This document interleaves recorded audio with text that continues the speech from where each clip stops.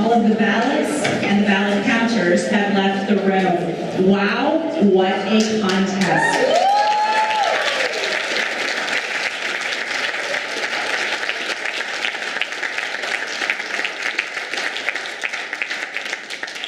Every year, it never ceases to amaze me, the talent that District 13 produces on our district stage. Congratulations to all of our contestants for an amazing delivery of speech. Thank you.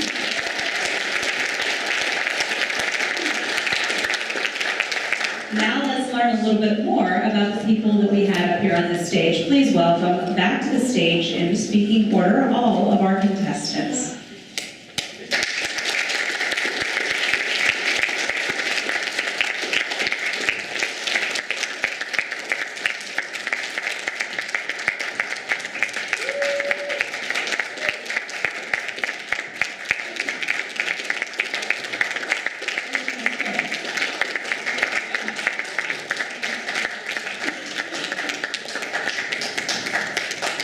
Great.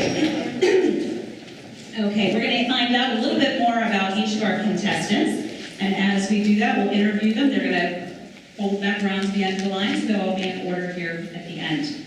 Our first contestant is Sarah with an H.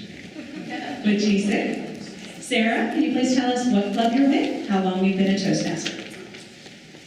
I'm with the FedEx Toastmasters, and I think I've been there around 3 years. I did not actually write it down when I started, so I'm never going to be a Toastmaster.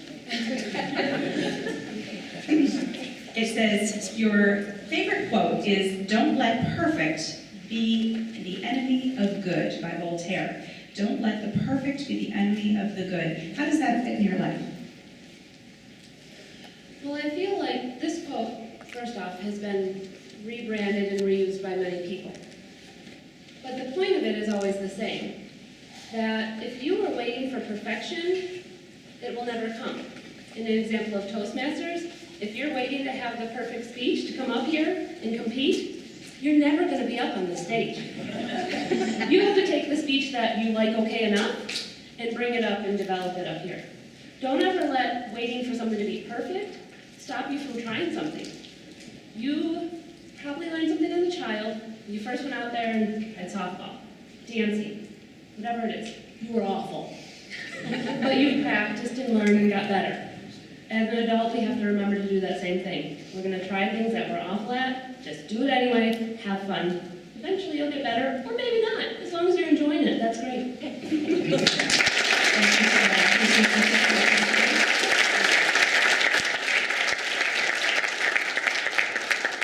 Our second contestant, Corey Keller. Please tell us how long you've been a Toastmaster and what club you're representing today. I've been a Toastmaster for about 3 years. The club I'm representing today is PNC Prep Speaks, which helped start with Francine Milligan and Stephanie Scott about a year ago. On here, you say, what inspires you most are my kids. Tell us one of the crazy stories your kids have created for you. Okay, so this is a great question because it happened on Thursday. Charlie pointed out in his speech, that moment when you hold your child in your arms, most people, that's the day, or at least for me, was the day I became a man. And I realized I'm in charge of taking care of these kids' lives and seeing what they need to do going forward, providing them with food, shelter, your basic necessities.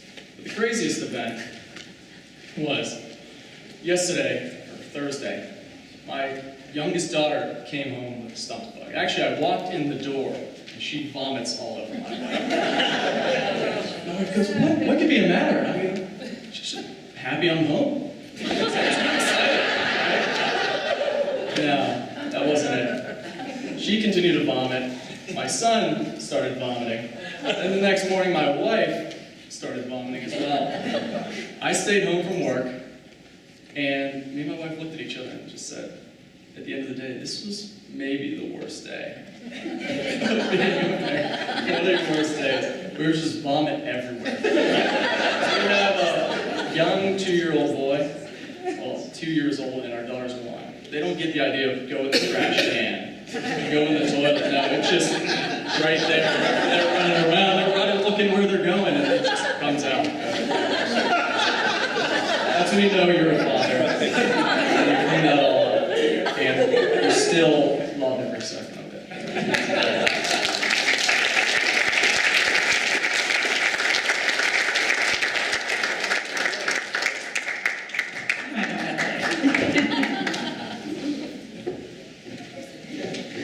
Our next contestant, Nate Dunlop.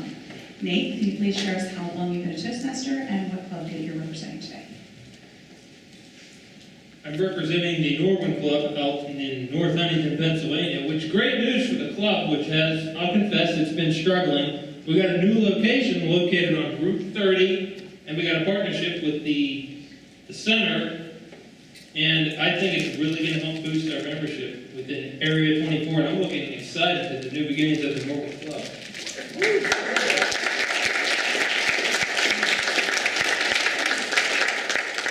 You said your favorite quote is, "You can't live in the wrong self." Explain that, please. Do we want to go into that esoteric realm of weirdness?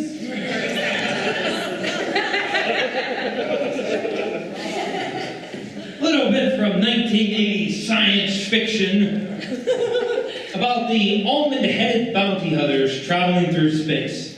One of them looks like a human being, but the other one, Lee, has the head of an almond. Charlie walks up to Ugg and says, Ugg, how come you look like that rocker guy and Lee's a nothing face? Ugg says, can't live in the wrong self, Charlie. I found it quite profound from this piece of junk science fiction film, but it is true. You can't live in the wrong self. Because I've been there. I was there when I was a kid, living the wrong self, waking up, hating myself, despising myself, wanting to die, because I wasn't me. Trying to please someone else, be someone else that I could never become. And I realized that quote, you can't live in the wrong self.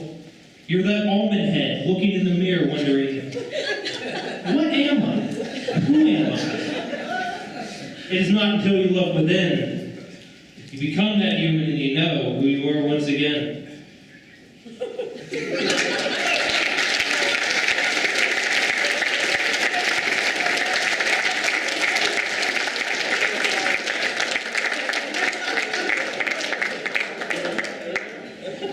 Our next contestant, Katina Hunter, please tell us how long you've been a Toastmaster and what club you represent, please. I joined Toastmasters in October of 2013, and I proudly represent Beaver Club number 85.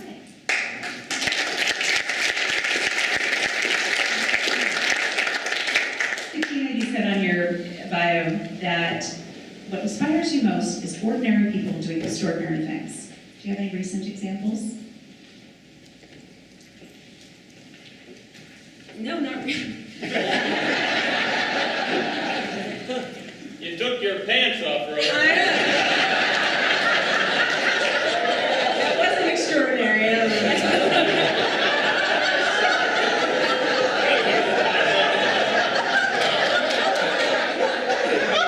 made my husband so proud. It's going to be very rare in life that we hit these extraordinary moments that you're going to be on, for example, an international stage. Or you're going to be running for a touchdown in front of thousands and thousands and thousands of fans. So I think that we need to find pride in ourselves, in the very ordinary moments of our ordinary lives, that we do extraordinary things, such as being a parent and taking off of work so you can stay at home and clean up vomit all day. I mean, some people are just not very extraordinary.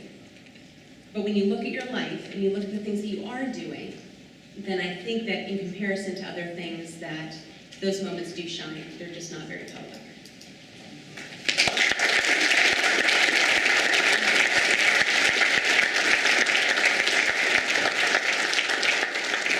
Contestant number 5, Melissa Clay. Melissa, can you tell us what club you're representing and how long you've been a Toastmaster? I've been a Toastmaster for about 2.5 years. Today I'm representing the BNY Mellon Club, and I'm also a member of the Carrick Toastmasters Club. You said your favorite quote, Melissa, is, "On the other side of fear is success." What fear have you had to overcome? Do we have a few hours?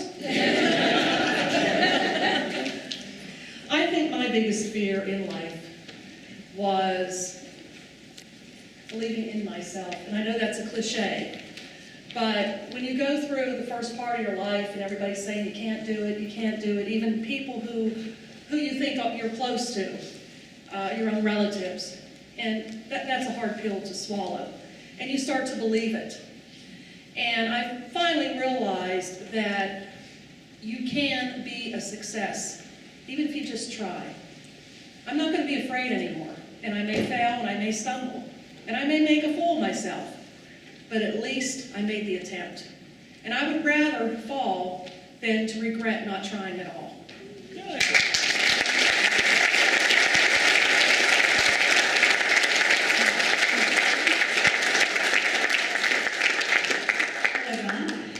And our next contestant, Don Michael, is representing what club, and how long have you been a Toastmaster? I've been a Toastmaster for 8 years. Today I'm representing the Westinghouse Toastmasters Club, 127-6571. But I hold a very special place in my heart for my other club, Cranberry High Noon, 333-1281. Engineer.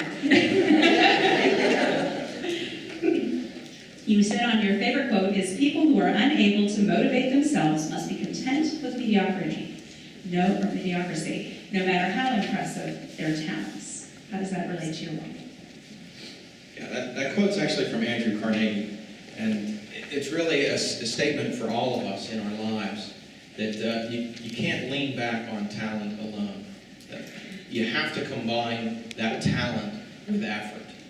And those who effort, they will be the ones that ultimately succeed. And you have to take chances in order to do that. You have to step away from that comfortable place. Now, there's all kinds of cliches that you can insert here. Why do people go out on a limb? Because that's where the fruit is. But I would like to tie it back to noted philosopher and rapper Ludacris.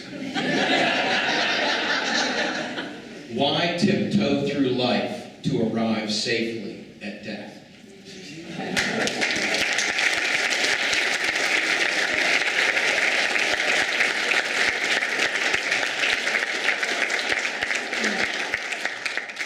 Contestant number 7, MJ Calloway. What club are you representing, and how long have you been a Toastmaster?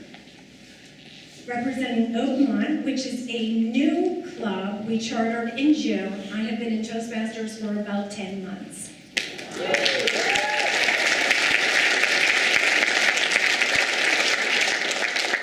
I see your favorite quote is, life isn't about waiting for the storm to pass. It's about dancing in the rain. When have you had a chance to dance in the rain recently?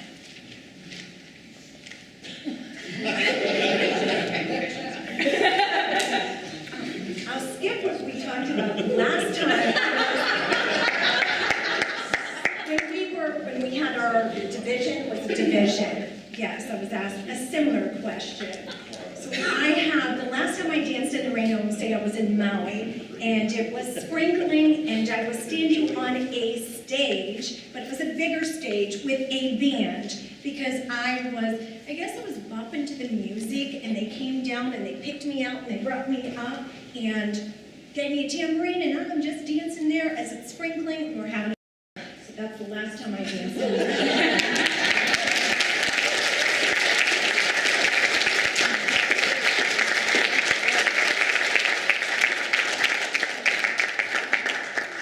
Speaker number 8 today, Charlie Wilson. Charlie, what club are you representing, and how long have you been a Toastmaster? Penn State Pinger, 7132, and I've been a Toastmaster for 28 years.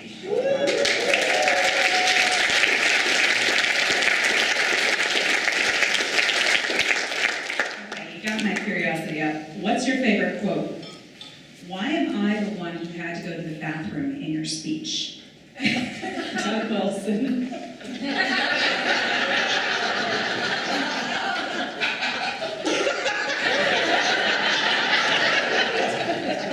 I am very close to my sons, and I speak about them often. We have lunch once a week, or once a month. And I always, if I'm talking about them, I always review the a speech with him. And Doug said, "What am I, the comic relief? Why am I the one that has to get the head?" And I said, "Doug, it was because you were the one that had to go."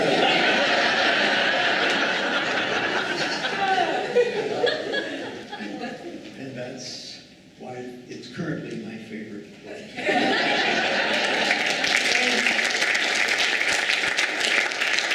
My second favorite quote is I recently became a great-grandfather.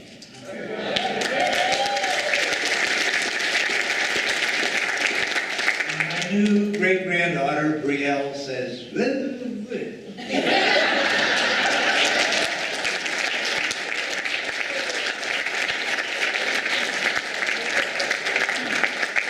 And very insightful quote at that.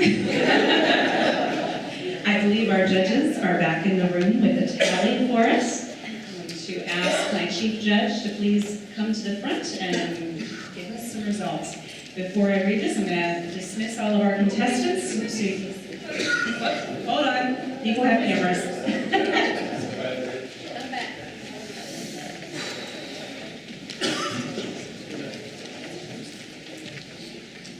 Can you all hold?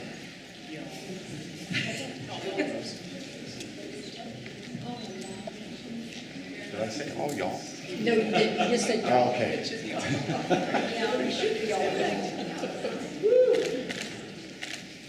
That really was.